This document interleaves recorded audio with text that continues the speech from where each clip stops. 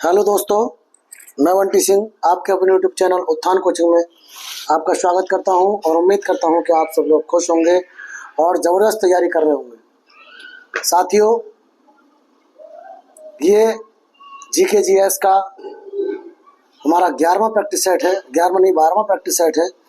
तो जो साथी चैनल पर पहली बार हैं, चैनल को सब्सक्राइब कीजिएगा और जितने पीछे के प्रैक्टिस सेट हैं उनको लगाइए, क्योंकि ये आपके लिए बहुत ज़्यादा हेल्पफुल होंगे, बहुत ज़्यादा हेल्पफुल होंगे।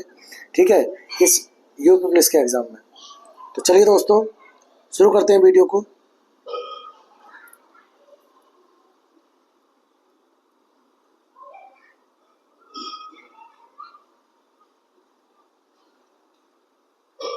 देखिए, पहला क्वेश्चन है, हिंदी वर्णमाला में कुल कितने अयोगवा होते हैं? तो अयोगवा कितने होते हैं? 2 होते हैं, जिन्हें अंग और आह कहा जाता है, आप भी जानते हैं। अगला क्वेश्चन है, एक्स एक्स एक्स रेखांकित चिन्ह कौन सा है? तो रेखांकित शब्द जो है वो समाप्ति सूचक है।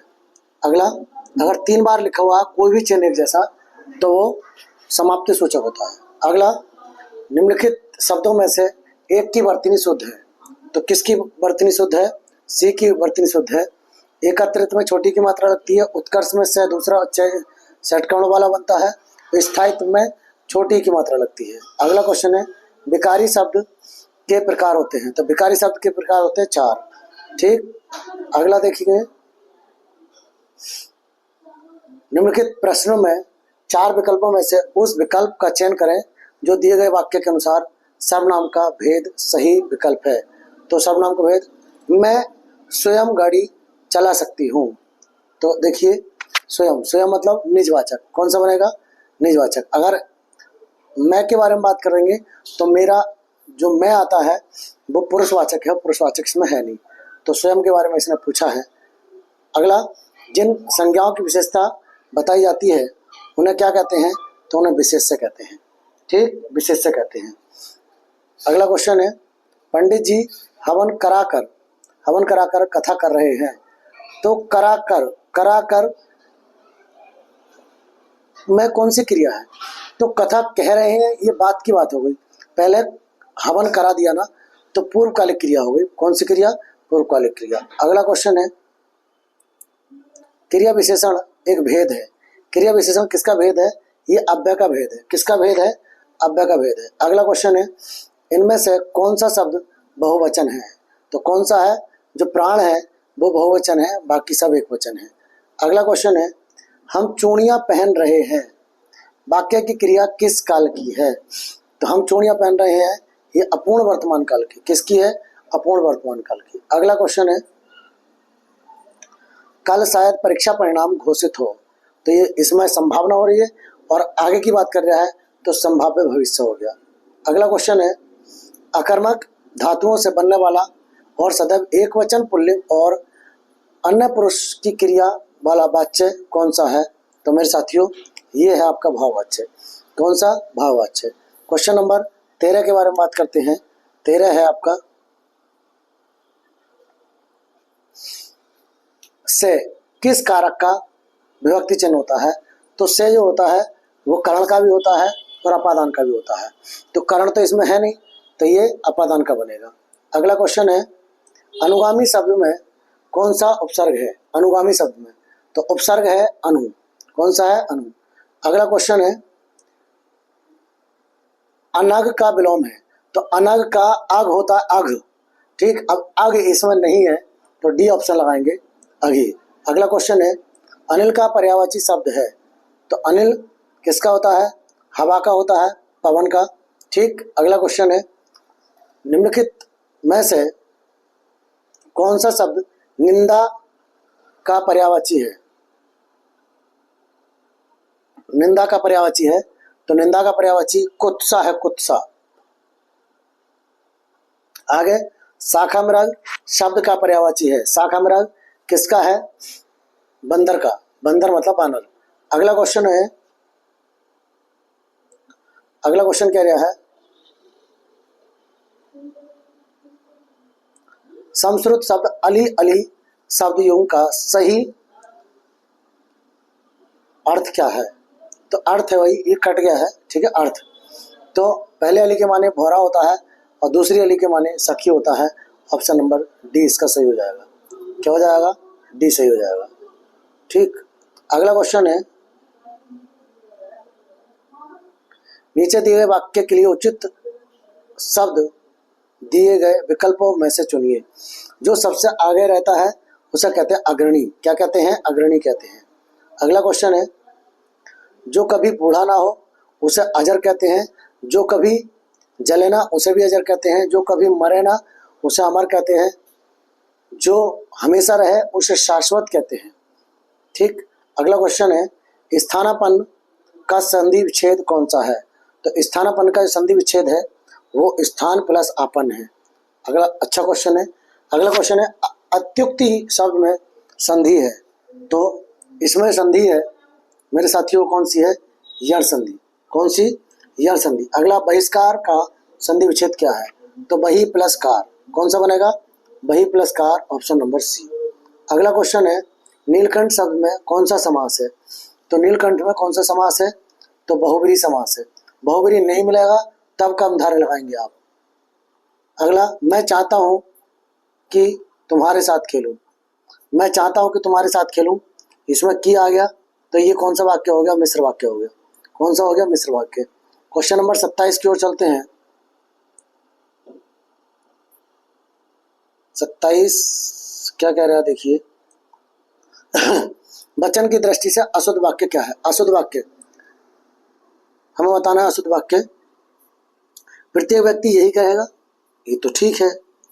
हर एक कुआं मीठे जल का नहीं होता, बिल्कुल सही है। मैं उसकी सज्जनता पर मुग्ध हूं, ये भी ठीक है। उसका प्राण निकल गया, तो भाई ऑप्शन डी ये गलत हो गया, उसके प्राण निकल गए होना चाहिए था। अगला पढ़ेंगे इसको। आज किसी भी व्यक्ति का सबसे अलग एक टापू की तरह जीना संभव नहीं रह गया है। भारत में विभिन्न पंथों और विविध मत मतांतरों के लोग साथ साथ रह रहे हैं। ऐसे में यह अधिक जरूरी हो गया है कि लोग एक दूसरे को जाने, उनकी ज़रूरतों को, उनकी इच्छाओं आकांक्षाओं को समझें, उन्हें तरजीह दें और उनके धार्मिक विश्वासों, पद्धतियों, अनुष्ठानों को सम्मान दें। भारत जैसे देश में ये और भी अधिक जरूरी है, क्योंकि ये देश किसी एक धर्म, मत या विचारधारा का नहीं है। स्वामी विवेकानंद इस बात को समझते थे और अपने आचार विचार में अपने समय से बहुत आगे थे। उनका दृढ़ मत था कि विभिन्न संप्रदायों के बीच संवाद होना ही चाहिए। वे विभिन्न धर्मों,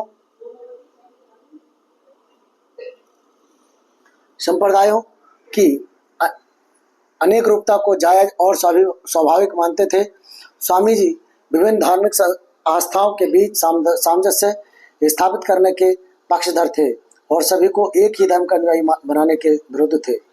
वे कहा करते थे, यदि सभी मानव एक ही धर्म को मानने लगेंगे, एक ही पूजा पद्धति को अपना लें और एक सी नैतिकता का अनुपालन करने लगें, तो ये सबसे दुर्लभ दुर्भाग्यपूर्ण बात होगी, क्योंकि ये सब हमारे धार्मिक और आध्यात्मिक विकास के लिए प्राणघातक होगा तथा हमें हमारी सांस्कृतिक जड़ों से काट देगा।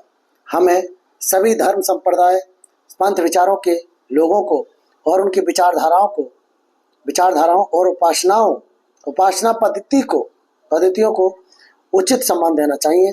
किसी भी व्यक्ति को, चाहे वह किसी भी जाति, धर्म और भाषा से संबंधित है, प्रकृति ने समान बनाया है। सभी मनुष्यों में एक ही परमात्मा का वास है। जागतिक विकास की दृष्टि से कोई पिछड़ा हो सकता है। यदि कोई पिछड़ा हुआ है तो उसे अपने साथ ले लेने से मानवता खिल उठती है। ठीक, चलिए क्वेश्चन नंबर 28 को देखते हैं। मानवता कब खिल उठती है? मानवता कब खिल उठती है? तो लगाइए इसका, मानवता कब खिल उठती है? तो भैया जब हम पिछड़ों को सहारा दिया जाता है ना, तभी। देखो ये क्या ना, जागतिक विकास की दृष्टि से हो सकता है। यदि कोई पिछड़ा हुआ है तो उसे अपने साथ, ठीक है, उसे अपने साथ लेने से, तो मतलब अपने साथ लेने का मतलब सहारा देना। ऑप्शन नंबर ए इसका ठीक होगा। अगला, आध्यात्मिक शब्द में उपसर्ग, मूल शब्द और प्रत्यय है। तो बहुत अच्छा क्वेश्चन है भैया। तो आधि, आत्म और प्लस एक। अगला क्वेश्चन है, स्वामी विवेकानंद इस बात को समझते थे और अपने आचार विचार में अपने समय से बहुत आगे थे। ये किस प्रकार का वाक्य है? ये किस प्रकार का वाक्य है? तो मेरे साथियों कैसा है और आ गया, तो ये संयुक्त वाक्य है। ठीक। अगला क्वेश्चन है, गद्यांश के अनुसार धर्म संप्रदायों के विषय में विवेकानंद का विचार था कि, देखते हैं क्या था।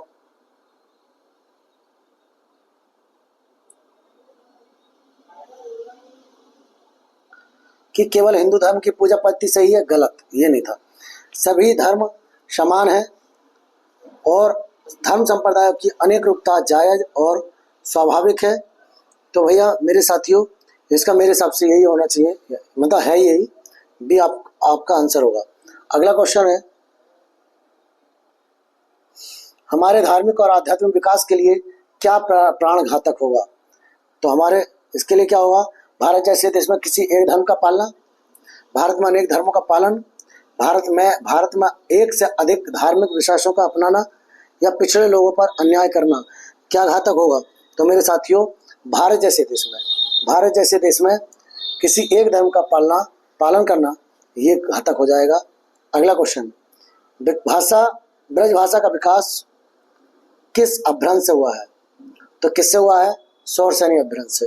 किससे हुआ है? शौरसेनी अभ्रंश से हुआ है। अगला, तितली के रचनाकार कौन है? तितली के रचनाकार जयशंकर प्रसाद है। अगला क्वेश्चन है, पार्टी पढ़ना सबक सीखना। अगला क्वेश्चन है, काजल की रेख सी कतार है खजूर की, रेख सी सा सी से समान उपमा अलंकार का उदाहरण है। अगला है, हिमाद्री तुंग श्रृंग से प्रबुद्ध शुद्ध भारती, स्वयं प्रभाव समुज्जला स्वतंत्रता पुकार थी। तो कौन सा होगा? ये वीर रस होगा। इसमें कौन सा रस होगा? वीर रस होगा। अगला क्वेश्चन है, प्रिय वह मेरा प्राण प्यारा कहाँ है, दुख जल निधि डूबी का सहारा कहाँ है? इसमें करुण रस होगा। बहुत इंपॉर्टेंट है भैया दोनों। आगे देखिए, ये रीजन के क्वेश्चन है। आगे बात करते हैं हम जीएस पे। जीएस का कह रहा है, विटामिन ए का संश्लेषण होता है। तो विटामिन ए और के का दोनों का जो संश्लेषण होता है मेरे साथियों, यकृत में होता है। कहाँ होता है? यकृत में होता है। अगला क्वेश्चन है, निम्नलिखित में से भारतीय नेपोलियन किसे माना जाता है? तो समुद्रगुप्त को भारतीय नेपोलियन माना जाता है। लक्ष्मीध्वज भी कहते हैं, 100 युद्धों का विजेता भी कहते हैं। अगला, पानीपत का तृतीय युद्ध किन के बीच लड़ा गया? तो ये किन के बीच लड़ा गया? अहमद शाह अब्दाली और मराठों के बीच लड़ा गया। अगला क्वेश्चन है, उस ब्रिटिश गवर्नर जनरल का नाम बताएं जिन्होंने भारत में रेलवे का शुभारंभ किया। तो ये कौन आते हैं? डलहौजी। ठीक है, बहुत नाम आते हैं, इनके बारे में पढ़ लीजिए। अगला क्वेश्चन है, कांग्रेस का प्रथम बार विभाजन कब हुआ? ये 1907 में हुआ और दूसरी बार विभाजन 1918 में हुआ। ठीक। अगला, नेशनल स्टॉक एक्सचेंज का मुख्यालय कहाँ है? तो ये कहाँ है? ये मुंबई में है। बहुत अच्छा क्वेश्चन है साथियों, मुंबई में है। अगला क्वेश्चन है, विश्व में सबसे ज्यादा जूट कहाँ पैदा होती है? तो देखिए, विश्व में सबसे ज्यादा जूट भारत में पैदा होती है और भारत में भी अगर पूछ ले तो पश्चिम बंगाल में सबसे ज्यादा पैदा होती है। जूट को सोने का रेशा कहते हैं, सोने का रेशा, गोल्डन फाइबर। अगला, वाणिज्य के क्षेत्र के किस क्षेत्र से वूल तथा बियर जुड़े हुए हैं? तो ये किससे जुड़े हुए हैं? शेयर बाजार से। बहुत अच्छा क्वेश्चन है। अगला, किसे झीलों का देश कहा जाता है? स्कॉटलैंड को झीलों का देश कहा जाता है, जबकि 1000 झीलों की भूमि फिनलैंड को कहा जाता है, फिनलैंड को। अगला, नासिक में किस नदी के किनारे कुंभ मेला लगता है? तो गोदावरी नदी किनारे। ठीक, गोदावरी के किनारे स्थित है ये। 2011 की जनगणना के अनुसार उत्तर प्रदेश के किस जिले की जनसंख्या सबसे ज्यादा है? तो कई बार क्वेश्चन आ गया, ये प्रयागराज की सबसे ज्यादा है। अगला, Uttar Pradesh armed constabulary act किस वर्ष पारित किया गया? तो ये 1948 में पारित किया गया था।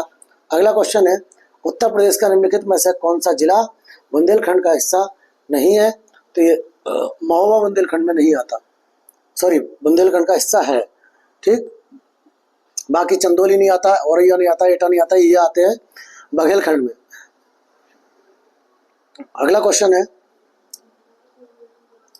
गुप्त काल में टेराकोटा ईंटों से, देखिए टेराकोटा के लिए गोरखपुर प्रसिद्ध है, लेकिन टेराकोटा ईंटों से बना भीतरगांव मंदिर कहाँ स्थित है? तो ये कानपुर में स्थित है, ठीक।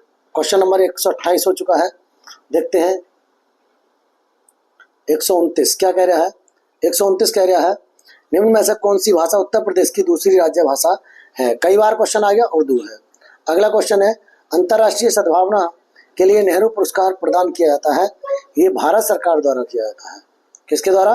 भारत सरकार के द्वारा। अगला, विश्व तंबाकू रहित दिवस, ये यह निषेध दिवस कब मनाते हैं? 31 मई को मनाते हैं। अगला क्वेश्चन है, 11 दिसंबर 2014 को संयुक्त राष्ट्र ने अपना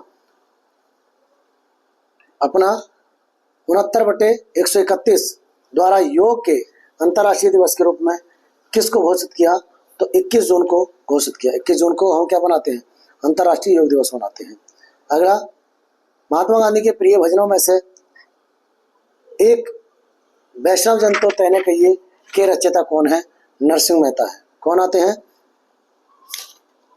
नरसिंह मेहता आते हैं। अगला क्वेश्चन है, द गोल्डन गेट के लेखक कौन है? द गोल्डन गेट के जो लेखक हैं वो विक्रम सेठ हैं। कौन है? विक्रम सेठ। अगला क्वेश्चन है, एक कार्य को रद्द कर फिर पूर्व स्थिति प्राप्त करने के लिए MS वर्ड में किस शॉर्टकट की का उपयोग किया जाता है? तो किस शॉर्टकट की का उपयोग किया जाता है मेरे साथियों? ये Ctrl+Z का प्रयोग किया जाता है।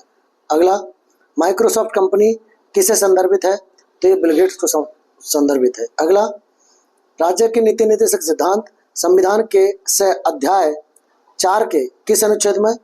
तो 36 से 51 तक आते हैं।